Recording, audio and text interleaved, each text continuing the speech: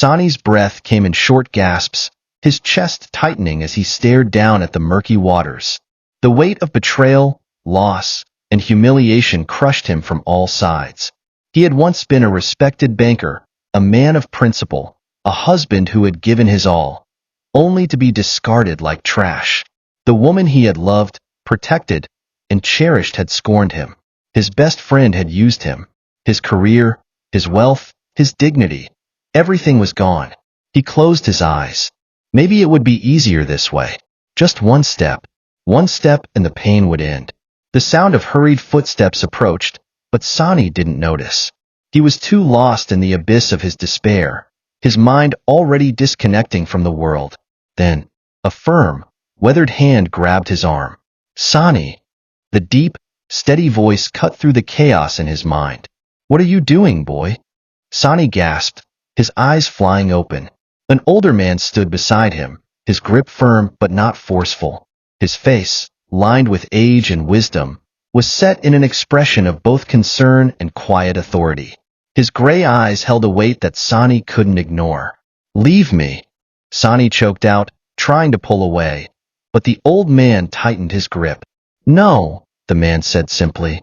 Tears burned Sani's eyes. His body trembled. The strength that had kept him standing finally gave way, and he collapsed to his knees, sobs racking his frame. The man knelt beside him, one arm around his shoulders, offering silent support. The world kept moving, oblivious to his pain. Cars sped past on the bridge, their headlights flashing by. The city continued its endless motion.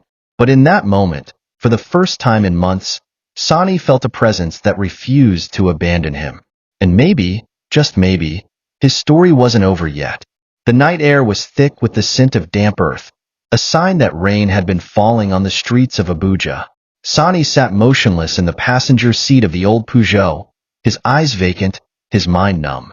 The man who had stopped him, the doctor, drove in silence, his grip firm on the steering wheel, but his occasional glances at Sani were filled with unspoken concern. Sani barely noticed when they pulled up to a modest but well-maintained compound in the suburbs. The house, a simple yet elegant bungalow, sat under the watchful gaze of a large mango tree, its branches swaying gently in the night breeze. The porch light cast a soft glow on the front steps, where a pair of worn slippers sat neatly beside the door. The doctor turned off the engine. Come inside, boy. His voice was calm but commanding, leaving no room for argument. Sani hesitated. He had nowhere else to go, but stepping into this house felt like admitting that he was lost, that he needed saving, that he was no longer the man he used to be. Unless you'd prefer to spend the night on the bridge, the doctor added, raising an eyebrow. Sani sighed and pushed open the car door. The inside of the house smelled of old books and spices, a comforting mix of knowledge and home-cooked meals. Wooden shelves lined the living room, filled with thick medical textbooks, faded journals, and framed certificates. A small prayer mat lay neatly folded in one corner, beside a stack of newspapers. Sit, the doctor instructed, motioning to a cushioned chair. He disappeared into the kitchen and returned moments later with a cup of steaming tea. Sani accepted it wordlessly, feeling the warmth seep through his trembling fingers. The doctor settled into the chair opposite him, his sharp eyes scanning Sani's face. You were about to throw away your life tonight. Why? Sani swallowed. His throat felt raw. Because there's nothing left for me. That's a lie, the doctor said bluntly. Sani let out a bitter laugh. My wife betrayed me. My best friend destroyed my career. I have no money, no dignity. What do I have left? The doctor leaned forward, his elbows resting on his knees. Your name, your integrity, your life. And as long as you have breath in your lungs, you have a chance to reclaim everything that was stolen from you. Sani looked away, his eyes stinging. Your enemies expect you to disappear, the doctor continued, to fade away in disgrace. If you die, they win. If you live, you fight back. Sani clenched his jaw. And what am I supposed to do? Beg for a job at another bank so they can ruin me again? The doctor smiled knowingly. Not a bank. A pharmacy. Sani frowned. A pharmacy? I own a small one in town, the doctor said. The staff lack accountability.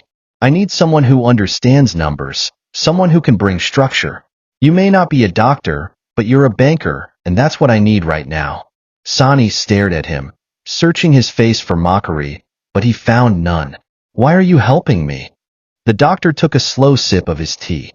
"Because when I was younger, someone saved me from the edge too. Now, it's my turn to do the same for you." Sani swallowed the lump in his throat. He hadn't expected kindness. He didn't know what to do with it. "Stay here," the doctor continued. "There's a BQ in the back. It's not much, but it's yours if you want it. Work for me, get back on your feet, and when you're ready, take back your life." Sani lowered his gaze to the tea in his hands. A fresh start. A chance to rise again. Slowly, he nodded. The doctor smiled, a glimmer of satisfaction in his eyes. "Good. Now, get some rest. Tomorrow, we begin." Sani sat on the edge of the modest bed, rubbing his face with his hands. The previous night had been a blur. His breakdown on the bridge, the doctor's intervention, the quiet but heavy conversation. He still couldn't believe he had almost ended everything. With a deep breath, he rose and walked to the tiny bathroom attached to the room. The cold water shocked his skin awake, grounding him. He needed to focus. He had a job to do now, a reason, however small, to keep moving forward. By the time he stepped out into the compound, the doctor was already sitting on the front porch, reading a newspaper. His glasses sat low on his nose, and his brow furrowed in concentration. Without looking up, he said, "You're up late." Sani glanced at his wristwatch. It was only 7:15 a.m. "Late?" he echoed, confused. The doctor chuckled. "Discipline, my boy. If you want to reclaim your life, you have to start with structure." He folded the newspaper and gestured for Sani to follow him. The pharmacy was a small but bustling establishment in a quiet part of Abuja. The green signboard overhead read "Lifeline Pharmacy" in simple white letters. As they walked inside, Sani immediately noticed the disorder. Shelves were stocked haphazardly, the counter was cluttered with receipts and pill bottles, and the two staff members, a young man in his 20s and a woman in her 30s, were engaged in an argument rather than attending to customers. "Useless man," the woman hissed. "You left the cash register open again." The young man rolled his eyes. "It's not like anyone stole anything." Sani exchanged a look with the doctor, who sighed. "This is what I was telling you about," the older man murmured. Clearing his throat, the doctor raised his voice. "Aisha, Chinedu, meet your new manager." Both employees turned to look at Sani, their expression skeptical. "This is Sani," the doctor continued. "He will be overseeing operations here, and I expect you both to cooperate with him." Aisha crossed her arms. "Manager? But he's not a pharmacist." "No," the doctor said smoothly. "He's a banker, which means, for the first time, we will have someone who actually understands how to keep track of our finances." Chinedu scoffed. "So he's here to police us?" Sani remained silent, observing them. He could already tell they weren't used to accountability. That was about to change. "I'm here to make sure this pharmacy runs smoothly," he said finally, his tone calm but firm. "If you have nothing to hide, then there's nothing to worry about." Aisha and Chinedu exchanged glances but said nothing. "Good," the doctor said, clapping his hands together. "Now, let's get to work." By afternoon, Sani had already made his presence felt. He started by reviewing the sales records, quickly identifying discrepancies. Cash was missing, receipts didn't match, and there were unaccounted for transactions. "Chinedu, where's the record for this sale?" Sani asked, pointing at an entry in the book. Chinedu scratched his head. Maybe I forgot to write it down?" Sani's jaw tightened. "That's not acceptable. From now on, every transaction gets logged. No exceptions." Chinedu muttered something under his breath but nodded. Aisha, on the other hand, had begun to take him seriously when she saw how efficiently he organized the inventory. By the time the doctor returned in the evening, the pharmacy already looked more structured. "I see you've been busy," the doctor remarked, scanning the now organized shelves. Sani gave a small nod. There was a lot to fix. The doctor smiled approvingly. "Good. Keep at it." As they locked up for the night, Sani felt something unfamiliar stir within him. It wasn't happiness, not yet, but it was purpose, a reason to wake up the next day. And for now, that was enough. The suburb of Abuja where the doctor lived was quieter than the bustling city center. Here, the sounds of car horns and hurried conversations were replaced with distant laughter from neighborhood children and the occasional bark of a stray dog. It had been a long day at the pharmacy, but a fulfilling one. For the first time in months, Sani felt a sense of direction. He wasn't just existing, he was building something again, even if it was just a small pharmacy. His thoughts were interrupted by the sound of the front door creaking open. A soft but confident voice followed. "You must be the famous Sani." He turned, and for a moment, words failed him. Standing at the doorway was a young woman, her skin the color of polished mahogany, glowing even under the dim porch light. She wore a simple white blouse and navy blue trousers, her natural hair styled in a neat bun.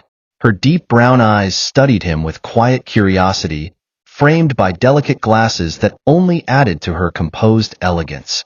Sani blinked, clearing his throat. She laughed softly, stepping forward and extending a hand. "I'm Rehinat. My father talks about you a lot." Sani hesitated for only a second before shaking her hand. Her grip was firm, confident. "I hope he only says good things," he said, forcing a small smile. She tilted her head slightly. "That depends. If by good things you mean how you're single-handedly fixing all the financial chaos in his pharmacy, then yes, he says a lot of good things." Sani exhaled through his nose, shaking his head. "I'm just doing what I can." Rehinat studied him for a moment, then sat on the porch railing, her arms crossed casually. "I just got back from my shift at the hospital. You wouldn't believe the cases I saw today." "You're a doctor?" She nodded. "Fresh out of housemanship. I work at a general hospital not far from here.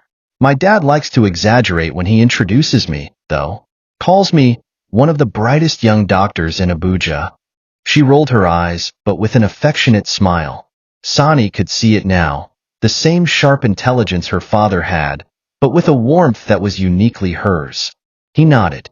"He's proud of you. That's not a bad thing." "I know," she said softly. "I just don't want to disappoint him." For the first time in a while, Sani felt something close to amusement. "You? Disappoint him? He practically worships the ground you walk on." Rehinat chuckled. "That's only because he doesn't know how many times I've cried in the hospital bathroom after a rough shift." Sani's expression shifted slightly. He understood that feeling all too well, the pressure, the weight of expectations. He looked down at his hands. "We all have moments like that." Silence stretched between them, but it wasn't uncomfortable. It was the kind of silence that settled between two people who understood things they didn't have to explain. Then, Rehinat tilted her head. "You don't talk much, do you?" Sani gave a small smirk. "I used to." Her expression softened. "I heard about what happened." Sani stiffened slightly but didn't respond. "My father didn't tell me everything," she continued, "but I can guess. A man doesn't end up at the edge of a bridge unless life has been unbearably cruel to him." Sani exhaled, running a hand over his short beard. "Cruel is an understatement." Rehinat studied him carefully before she said, "Well, for what it's worth, I'm glad he found you in time." He glanced at her, meeting her gaze for a moment before looking away. "I don't know if I am." She didn't try to argue or offer empty words of comfort.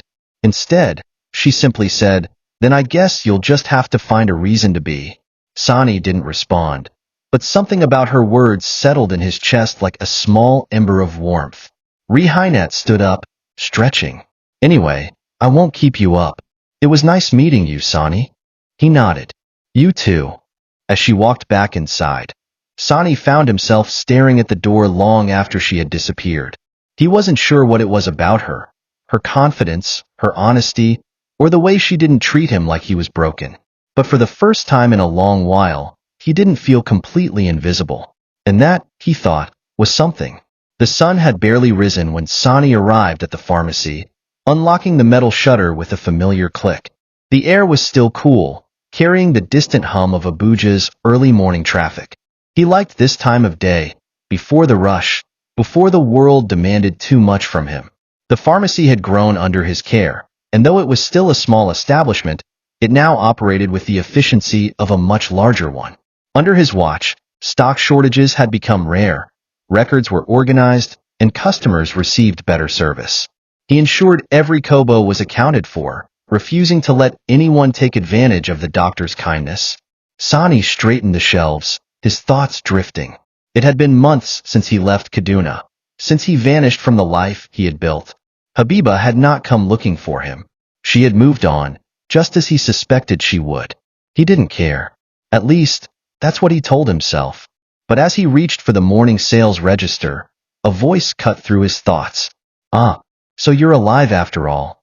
Sani stiffened, his grip tightening on the register. He knew that voice. Slowly, he turned. Jide, the younger man, stood at the counter, his once cocky grin replaced with something softer, almost hesitant. His skin looked paler than Sani remembered, and his usual well-pressed shirts had been swapped for something looser, more casual. Sani forced himself to stay calm. "What do you want?" Jide held up his hands. "Relax. I just came to buy some malaria medicine." Sani narrowed his eyes. He didn't believe in coincidences, not anymore. "Then buy and go." Jide chuckled, but it lacked the arrogance it once carried. "No small talk? No long time, Jide?" Sani didn't respond. Jide exhaled, rubbing the back of his neck. "Okay, I get it. You don't trust me. Maybe you shouldn't." He looked around, lowering his voice. "But I need to talk to you. It's important." Sani frowned. "About what?" "Not here." Sani hesitated. He had no interest in entertaining anything Jide had to say. The man had been nothing but trouble, one of the first to mock him, to make his fall from grace a spectacle. But something about his tone gave Sani pause. "Give me your number," Jide said. "I'll call you." Sani stared at him for a long moment, then, against his better judgment, scribbled his number on a receipt and slid it across the counter. Jide nodded. "I'll be in touch." He took his medicine, gave Sani one last unreadable look, and left. Later that night, Sani had almost convinced himself that Jide wouldn't call, that maybe this was some cruel joke, another attempt to mock him. But then, as he sat on the porch of the doctor's house, his phone vibrated. Unknown number. Sani hesitated before answering. "Hello? It's me." Sani sat up straighter. "Jide." There was silence on the line before Jide finally said, "I need to see you." Sani's grip on the phone tightened. "Why?" Another pause. Then, in a voice laced with something like regret, Jide said, "Because I owe you the truth." The next day, Sani met Jide at a quiet roadside cafe. It wasn't the kind of place where people asked too many questions, which suited Sani just fine. Jide looked even worse in the daylight, tired, worn down, like a man carrying too much weight on his shoulders. He pushed a bottle of malt across the table, a silent peace offering. Sani ignored it. "Talk." Jide exhaled heavily. "First, I need you to know, I didn't set you up. At least, not intentionally." Sani's expression darkened. "Then what do you call it?" Jide rubbed his face. "I was a fool, Sani. I was greedy. I thought I was just following orders, playing along. I didn't know the full picture until it was too late." Sani leaned forward. "What full picture?" Jide swallowed hard. "Ali. He's the one who orchestrated everything." Sani's breath hitched. "What?" Jide nodded. "Ali was tipped off by Mr. Umar, the same Mr. Umar who's married to Ali's half-sister. You see, the bank's board had been eyeing you for a big promotion. You were the most qualified, and they were considering making you head of the Kaduna branch. But Mr. Umar, being family to Ali, warned him in advance." Sani's jaw clenched. Jide continued, "Ali couldn't let that happen. He needed you out of the way. So, he suggested to the board that both of us be transferred to Abuja first, under the pretense that they wanted to observe us before making a final decision. But that was a lie. The real plan was to set you up." Sani's hands curled into fists. "Set me up how?" Jide reached into his pocket and pulled out a small flash drive. He placed it on the table between them. "This has everything. Proof that Ali and Mr. Umar manipulated accounts to frame you for fraud. Emails, bank transactions, Even a video clip of an EFCC officer being bribed to ensure you were taken down. Sani stared at the flash drive, his mind racing. But Jide wasn't finished. He hesitated before saying, "And there's something else." Sani's eyes snapped back to him. Jide lowered his voice. "Ali and Habiba, their affair started long before you were transferred." Sani felt the world tilt slightly. His pulse roared in his ears. Jide pressed on, his voice heavy with guilt. "I didn't know at first, but when they brought me closer, I started seeing things. Late-night calls, secret meetings, expensive gifts. It was all there, right under your nose." Sani couldn't breathe. Jide looked down at his hands. "I'm telling you this because I've changed. I found Christ, Sani. I left that life behind, and I can't carry this guilt anymore." Sani stared at him, his mind a storm of emotions: rage, betrayal, disbelief. Jide pushed the flash drive toward him. "Do what you must." For a long time, Sani didn't move. Then, slowly, he reached for the drive, his fingers curling around it. He had wanted justice. Now, he had the means to get it. But justice, he knew, would come at a cost, and he was finally ready to pay it. The night was thick with silence when Sani returned to his small quarters at the doctor's house. He locked the door behind him and dropped onto the wooden chair by his desk, staring at the flash drive in his palm. It was small, insignificant in weight, yet it carried the power to destroy lives, the same lives that had so easily destroyed his. He exhaled, rubbing a hand over his face. Jide's words still echoed in his mind. "Ali and Habiba, their affair started long before you were transferred." Sani squeezed his eyes shut, but the image forced itself into his thoughts. Habiba in Ali's arms, whispering the same sweet words she once gave him. Was it all a lie? Their late-night talks, their shared dreams of building a future together? Had she ever truly loved him? Or was he just a stepping stone to something greater? He clenched his fist around the flash drive. He needed to focus. He had been given a weapon, and it was time to use it. But he had to be smart. Ali and Mr. Umar were powerful men with connections. If he rushed into this without a plan, he could end up worse than before. He had already been thrown into the abyss once. He wasn't about to fall into another trap. Sani placed the flash drive on his desk, staring at it as if it held all the answers. He would go through the evidence carefully, understand every detail before making a move. And when the time was right, he would strike. But first, he needed advice. The next morning, Sani found himself sitting across from Dr. Ibrahim in the doctor's modest living room. The older man sipped his tea, listening intently as Sani recounted everything Jide had told him. When Sani finished, the doctor set his cup down and studied him for a long moment. "You have proof," Dr. Ibrahim said finally. "That is good. But proof alone is not enough. You must be strategic." Sani nodded. "That's why I came to you. I need to know my options. What would be the safest way to expose them?"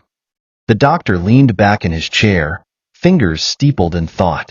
"Ali and Mr. Umar won't go down without a fight. If they suspect you have evidence, they will try to silence you. You must make it impossible for them to do so." Sani frowned. "How?" "Distribute the information widely," Dr. Ibrahim said. "Make sure multiple people have copies of the evidence before you go public. That way, even if something happens to you, the truth will still come out." Sani considered this. "I could send it to journalists. The EFCC. The bank's board." The doctor nodded. "Good. But timing is key. You must wait for the perfect moment, when they are least prepared." Sani exhaled. He had never been one for deceit. But this wasn't deceit. This was justice. "I'll start working on it today," he said. Dr. Ibrahim smiled faintly. "Good. And Sani, be careful." As Sani prepared for his battle, one thing became increasingly clear. He wasn't fighting alone. Sani wasn't afraid of fighting. He was afraid of losing. A knock on his door startled him from his thoughts. "Who is it?" "It's me," Rehinat's soft voice came through. Sani sighed and stood, opening the door. She stood there in her simple nightwear, a scarf loosely wrapped around her head, concern shadowing her delicate features. "You're still up," she observed. "Couldn't sleep," Sani admitted, stepping aside to let her in. She sat at the edge of his bed, watching him. "You're scared." Sani exhaled. "Not scared, just unsure." She nodded, as if she understood something he hadn't put into words. "I don't know much about the world of banking, but I do know one thing. Evil thrives when good men stay silent." Sani sat down across from her, rubbing his hands together. "I want to expose them, Rehinat. But I also want to be smart about it. I can't afford to fail." "Then don't fail." He looked up at her. She spoke with such quiet confidence, such certainty, that for a moment, he envied her. "How do you suggest I do that?" She leaned forward. "Have you considered what will happen after you expose them?" Sani frowned. "What do you mean?" "If they go down, there will be gaps in leadership at the bank. You said it yourself. Ali framed you because you were the top candidate for the promotion. If you play this right, not only will you get justice, but you could reclaim what was stolen from you." Sani hadn't thought that far ahead. His entire focus had been on clearing his name, not on what would come next. She smiled, as if she saw the realization dawn on him. "Don't just fight to survive, Sani. Fight to win." The next day, Sani began putting his plan into motion. He made multiple copies of the flash drive and sent them to select journalists, anti-corruption agencies, and a legal contact Dr. Ibrahim recommended. He did this anonymously, ensuring that even if anything happened to him, the truth would still come out. Then, he began observing. For days, he watched the bank, noting the movements of key officials. He studied their schedules, their meetings, their habits. He needed to wait for the perfect moment, a time when Ali and Mr. Umar were both in a setting where they couldn't easily escape scrutiny. The opportunity came sooner than expected.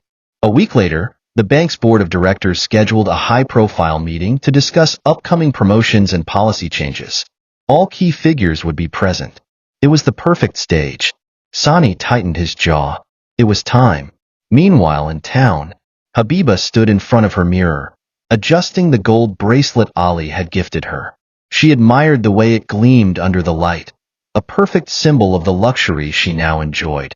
Ali had been generous, always ensuring she had enough money, gifts, and attention. He had filled the void Sani left behind, though she barely thought of Sani anymore. He had vanished after their last fight, and frankly, she was relieved. Still, a small part of her wondered. Where had he gone? Was he dead? Alive? Suffering? She pushed the thought away. It didn't matter. Ali was coming over that evening, and she needed to look perfect. She smiled at her reflection. Life was good. For now. For weeks, Sani had planned every move carefully, ensuring that when the moment came, he would strike with precision. There would be no mistakes, no miscalculations. The bank's headquarters loomed ahead, an imposing glass structure in the heart of Abuja. Sani's heart pounded as he walked through the grand doors, past security, and into the familiar hallways he had once navigated daily. He could see the surprise in the eyes of a few former colleagues. Whispers began almost instantly. "Sani? I thought he was gone. Isn't he the one they fired?" He ignored them, walking with purpose. The boardroom was on the top floor, a vast space with a long mahogany table where the most powerful figures in the company gathered. Today, it was filled with executives, department heads, and key stakeholders. Ali sat at the far end, dressed immaculately as always, his face the picture of confidence. Mr. Umar was beside him, reviewing some documents. Neither of them knew what was coming. Sani stood at the entrance, inhaled sharply, and then stepped inside. The murmuring died instantly. Every pair of eyes turned to him. Ali's pen froze in his hand. "Sani?" His voice was calm, but his eyes flickered with something else, something uncertain. Mr. Umar adjusted his glasses, frowning. "What are you doing here?" Sani smiled, slow and deliberate. "I came for my justice." He walked to the front of the room and placed his briefcase on the table, unclasping it with steady hands. The silence was suffocating. He pulled out several documents, a flash drive, and a few printed emails. "I would have sent all this information anonymously," he began, his voice carrying through the room. "But I want to see your faces when the truth is laid bare." Ali shifted in his seat. "Sani, this is a high-level meeting. You don't have authorization to be here." "Oh, but I do," Sani replied.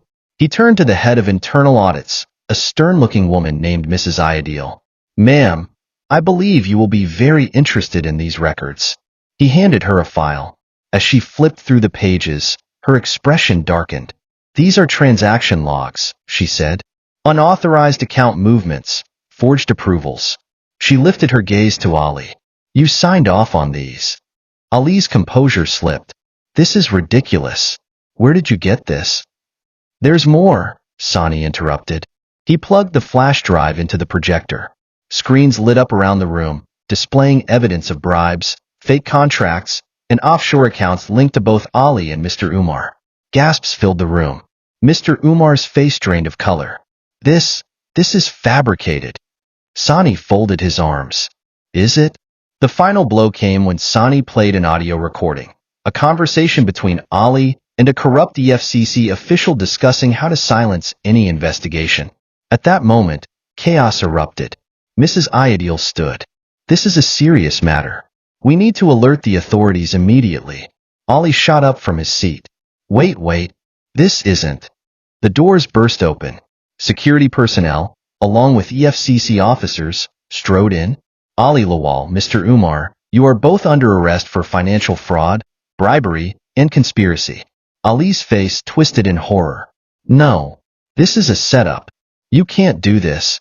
Mr. Umar tried to bolt, but the officers grabbed him. As they were handcuffed, Ali's eyes met Sani's, pure hatred burning in them. "This isn't over," he spat. Sani smiled. "It's been over for a long time." The board meeting ended in an uproar. The directors, still stunned by the revelations, immediately convened to discuss damage control. After an hour, Sani was called back in. The chairman, a respected elder in the industry, regarded him with deep consideration. "Sani, you have not only proven your innocence, but have also saved this institution from further disgrace. Your dedication and integrity have been noted." Sani remained silent, waiting. "We recognize that an injustice was done to you," the chairman continued. "And as a gesture of both apology and recognition, we would like to offer you a double promotion, branch director of Kaduna, with an option to relocate to the head office if you choose." Sani inhaled sharply. After everything, after the betrayals, the humiliation, and the suffering, he had won. News of Ali's arrest spread fast, and with it came another unexpected visitor. Habiba. She arrived at his office a few days later, carrying a newborn baby in her arms. Sani looked up from his desk as she entered, his face unreadable. She burst into tears immediately. "Sani, I didn't know what happened. You disappeared. I was so scared. Why did you leave me?" Sani leaned back, studying her. "I left because I had no wife." She flinched as if he had struck her. "Sani, please. It wasn't like that. I was confused. Ali told me things. He said you weren't able to have children, that you had infections in university that made you infertile." Sani's jaw tightened. "And you believed him?" Did you ever ask me?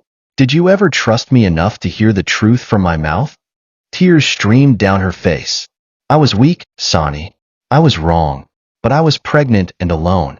I had no choice." Sani exhaled sharply, his gaze dropping to the baby. "You said the child isn't mine," he murmured. Habiba's sobs deepened. I don't know anything anymore. Please, let's do a test. If he's yours, take him. Take us back." Sani remained silent for a long moment, then nodded. A DNA test. A week later, the results came in.